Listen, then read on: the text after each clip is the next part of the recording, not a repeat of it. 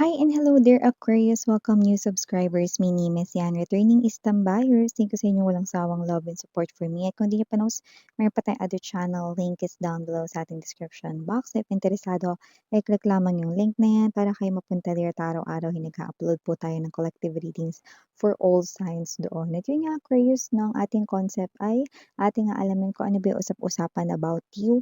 Guys, no, ano yung mga sinasabi ng people around you, could be your family, friends, co-workers, colleagues, kapitbahay, no, neighbors, ganyan, no, mga chismoso, chismosa sa paligid ninyo, special person, yan, no, kayong humusga kung ang kanila bang mga sinasabi sa inyo ay gossips, rumors lamang, or may true lalo doon, or trueness ba? Iyon. So, let us see their messages ngayon for you guys. Archangel Michael, thank you so much. Angel guides, can we get these messages right in here for Aquarius? What does these people say to Aquarius, please? Ano bang mga sinasabi nila kay Aquarius?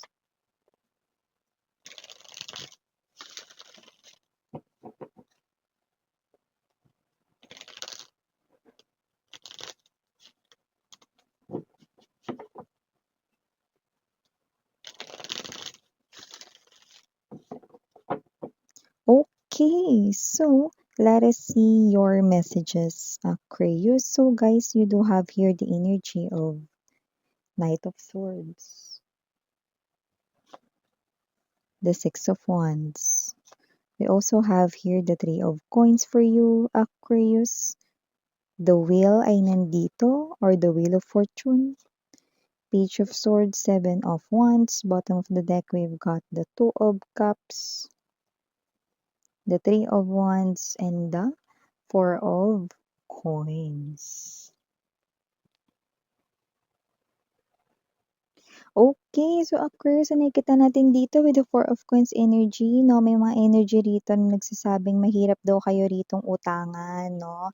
Yung iba, nakikita naman dito, mabait yan si Aquarius, pero parang mahirap yan hiraman ng pera or mahirap yan utangan, yan, no? So yung iba, no, may energy rito, mga babes, no, na mabait daw kayo. So parang may energy rito na parang alam nila na marami kayong pinagkakagastusan. So parang pagdating dun sa parte ng, pinansiyal 'no, parang sila ito na puwedeng nag-try na silang humiram ng money sa'yo 'no, pero parang palagi mong tinatanggihan 'no. Pero feeling nila hindi ka naman nagdadamot kasi mabait ka naman daw.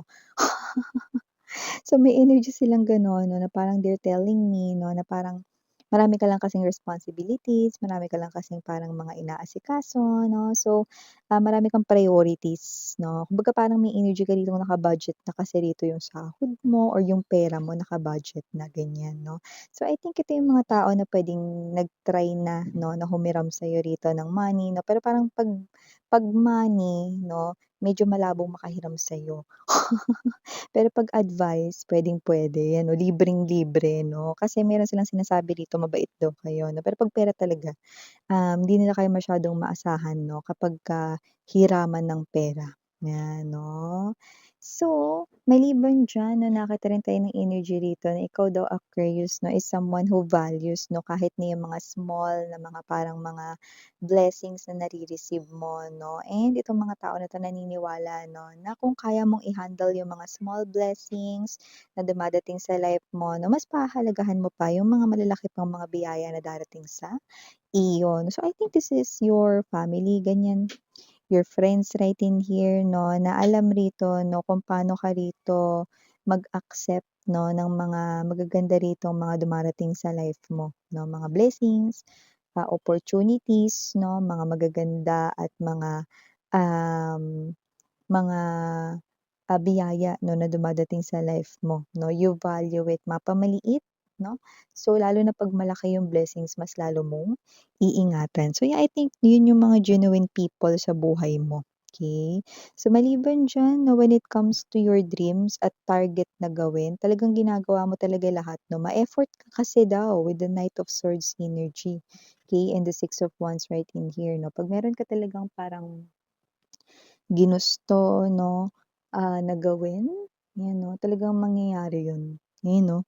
So, parang 'pag kayo ito 'no, na kumilos rito talagang magfo-focus kayo diyan. Kunyari na-assignan kayo na mag-ayos 'no, mag-organize ng isang birthday party 'no, sa inyong family 'no, talagang maaasahan kayo diyan 'no. Hindi lang 'yan sa family 'no, kahit saan din 'yan kasi parang ito ay in general 'no, parang maaasahan kayo rito mga babes 'no, parang may energy na 'pag meron talaga kayo ritong plinano talagang mag-e-effort talaga kayo dun. Yan yung nakikita natin dito, especially 'pag may kinalaman yan sa growing of finances 'no, and also sa inyong connections with your favorite people 'no. Alam mo favorite people 'no, baka ito yung special person mo or baka ito yung mom or yung family mo 'no, kapatid mo, relatives mo 'no, mga best friends mo rito, your circle of friends 'no, may mga ganong klase ng energy. At kung sino-sino man itong mga energies na ito, nakikita natin dito mga babes 'no, na posibleng sila ito na nakikita ka bilang ma-effort, "Ay oo, maaasahan yan si ano, 'pag binigyan mo yan ng task na ganito panigurado, siguradong yan ay magagawa niya rito ng maayos." Yan 'no. So, parang wala daw problema 'no kapagka kung ano yung i-assign sa inyo lalo na magagawa at magagawa niyo ito. In other words, mapagtatagumpayan niyo ito 'no. 'Yan 'no, meron din dito mga nakakita mga babes 'no, na parang medyo gumaganda-ganda na ang inyong life, medyo suma-success na kayo rito, medyo nagkakaroon na kayo rito ng nakaka-LL na kayo 'no, sa life compared sa inyong mga life 'no, nitong mga nakaraang buwan or nitong mga nakaraang taon 'no. So, I think ito yung mga kapitbahay niyo na nakikita 'yan 'no. Siguro kung dati nakikita niya kayo 'no, na parang carry lang, normal lang 'no, wala kayong masyadong mga ganap sa life 'no. Pero ngayon maaaring nakakabili na kayo ng inyong gamit sa home 'no or nakikita 'no yung pag-alwan ng life mo 'no and with your family. So nakikita yun dito with the Three of Coins energy, okey? So far magaganda yung mga nakikita natin dito. Itong sunod kong babanggitin ito ewan ko lang kung matuwa pa kayo. Page of Swords energy, Seven of Wands right in here. Meron dito mga energy na tingin ko mga imbir na sa'yo, Aquarius, 'no. Possible na ikaw ito na sinasabing bida-bida ka, na ikaw ito na sinasabi rito na parang mema lang, 'no, mapapel ka daw, 'no, nagmamarunong. So, mga energies rito, 'no, na parang sila ito 'no, na ewan ko, hindi ko naman masabing direkta kung inggit sila sa'yo 'no, pero imbir na talaga. Imbyer na sila sa'yo, 'no? Alam mo kung bakit? Kasi with this Seven of Wands energy meron ka kasi ritong peace of mind, 'no? So, possible na dinidedma mo lang sila, 'no? Alam mo naman 'pag the more na dinidedma mo 'no, nati-trigger lalo sila rito 'no, kasi nga hindi mo sila binibigyan ng atensyon. So, kung sino man 'tong mga energies na nakikita natin dito 'no, na sila yung klase ng mga energy rito mga babes 'no, na parang eto sila 'no, na wala masyadong magawa 'no, kundi pansinin ka rito, 'yan 'no. So, yung mga gano'ng klase ng energy, 'di ba? Eh, bakit kaya may energy kasi sila rito na parang dapat kasi ako yun, eh, parang gano'n, eh, dapat kasi ganyan 'no. Pero hindi ko naman masabi na as in inggit lang talaga ito or whatsoever 'no. Iba kasi dito parang sawsawera lang, eh, 'no, or sawsawero, yung mga gano'n, yung parang makisabat lang sa usapan, mga gano'n, 'no? So, 'yan, okey. Maliban diyan, when it comes to love, may mga usap-usapan rin dito about you guys 'no, na pagdating sa love 'no, eh, kayo ito na hindi kayo basta-basta bibitaw sa isang relationship 'no, kung wala namang matibay na dahilan para bitiwan ng tao. Oh, with the Two of Cups energy, Three of Wands 'no, eh, may energy rito na hindi kayo mabilis na bumitaw 'no, at hindi rin kayo yung energy 'no, na madaling magsawa sa relationship 'no. Okey, kayo 'tong energy na laging suporta sa partner ninyo. So, puwedeng yung partner niyo rin yung nagsasalita na 'yan 'no, or 'yan yung sinasabi ng partner mo sa'yo 'no, and also your friends 'no, at nakikita natin yun dito. And also aside from that 'no, sa love life area niyo pa rin 'no, maaaring ito yung energy 'no, na, genuine people pa rin sa paligid mo yung nagsasabi nito 'no, when it comes to love daw 'no, lalo na yung mga single Aquarians diyan 'no, lumalabas daw dito 'no, na okey lang kahit na single pa si Aquarius kasi iniintay niya yung the one na talagang dumating sa life niya. 'Pag nakita niya na talaga na yun na talaga yung taong hinahanap niya or searching, for sa kanyang whole life, di niya na yun pakakawalan. So, I do pick up right in here that This is you, you're not picky, no? They're telling that you're not picky. It's just that you're waiting for someone na talagang ko-connect sa iyong heart and soul. Tama nga naman, no? With the Four of Coins, Three of Wands right in here, di ba? Ayaw mo kasi nag-aaksaya ka ng oras at panahon, di ba? Tas ko-connect ka lang sa kung sino-sino, di ba? It's just a waste of time and also a waste of money. Kasi papalibre pa yun sa'yo 'no, or lilibre mo pa yun, gagala pa ka, it's just a waste of time, 'di ba? So, dito waiting ka lang daw 'no, for the one na talagang ko-connect sa iyong heart and soul. Ayun 'no, so may energy rin dito, ito talaga mga inggit talaga 'to sa'yo. May energy rin dito mga babes na parang kahit hindi ka daw talaga as in mag-ayos or pumorma talaga ng bonggacious, okey, maganda ka daw talaga or gwapo ka daw talaga 'no, may itsura ka talaga 'no, yun yung sinasabi nila rito with the Six of Wands energy 'no. So, parang kunwari kahit magdamit ka lang na simple lang like white shirt lang na tapos jeans 'no, kabog, 'di ba? So, parang yung mukha yung nagdala, yung face card mo yung nagdala. So, I think ito yung mga compliments coming from those people na may crush inyo.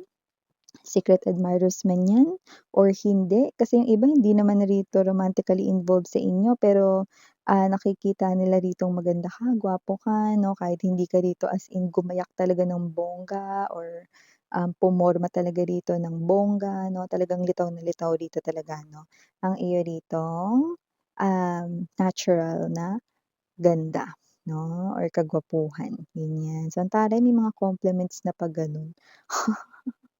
So, maingat din daw kayo 'no, Aquarius, 'yan na maaaring ito yung mga katrabaho mo 'no. Sinisigurado mo talaga 'no na ikaw yung energy na nagbabasa, you know, bago puwedeng pumirma or bago, gumawa ng hakbang or action 'no. Hindi lang 'yan sa trabaho, puwede rin 'to sa ibang bagay. Kunwari, tine-testing mo muna, kunwari bibili kang bagong cellphone, te-testingin mo muna 'yan or bagong appliances, papa-testing mo muna 'yan para talaga nakasisigurado ka talaga-talaga na talaga-talaga yeah, dino-double checking mo 'no, ayan doble na tuloy natin nabanggit yung talaga-talaga 'no. So, dino-double check mo talaga 'no kung working ba ito, ayan quality lahat-lahat na 'no. At ito ko ay kung trabaho naman ito 'no, bago ka pumirma or i-sign yung pangalan mo ro'n 'no, sinisigurado mo muna na nabasa mo lahat kahit yung tuldok, okey? Kasi yun ay parang safety mo rin, 'yan 'no. Puwede rin 'yan sa iba pang personal dealings mo sa life 'no. Kahit na may kinalaman sa iyong mga personal documents 'no, ganyan kayo. Tama 'yan 'no, kung sino man 'yan maingat kayo rito parang, "O sige babasahin ko 'yan mamaya, ako na 'yan pipirmahan babasahin ko muna." Ayan 'no, iche-check ko muna, okey? So, parang puwedeng mga katrabaho mo yung nagsasalita or, 'yan yung energy 'no na kilalang-kilala na kayo 'no when it comes to pirmahan, when it comes to signing, which is tama yun 'no, huwag kayong pirma ng pirma hindi niyo pa nabasa lahat 'no, kahit tuldok basahin niyo sweethearts 'no, kasi, yung iba 'no, meron lang ma-typo diyan, may mamali lang diyan, iba na yung toss ng,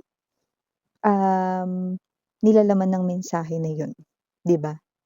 Mabuti na yung nag-iingat 'no, for your safety rin. Okay, so yeah, these are all the messages we've got right here for you, Aquarius 'no, kayong humusga kung yan ba ay rumors or gossips lamang na sinasabi nila or may tama sila. So yeah, mga babes, ito yung mga messages right here for you. Aqua, thank you so much. Again, I'm Yuriana Oni. Sarang Heyo, love and light. Annyeong.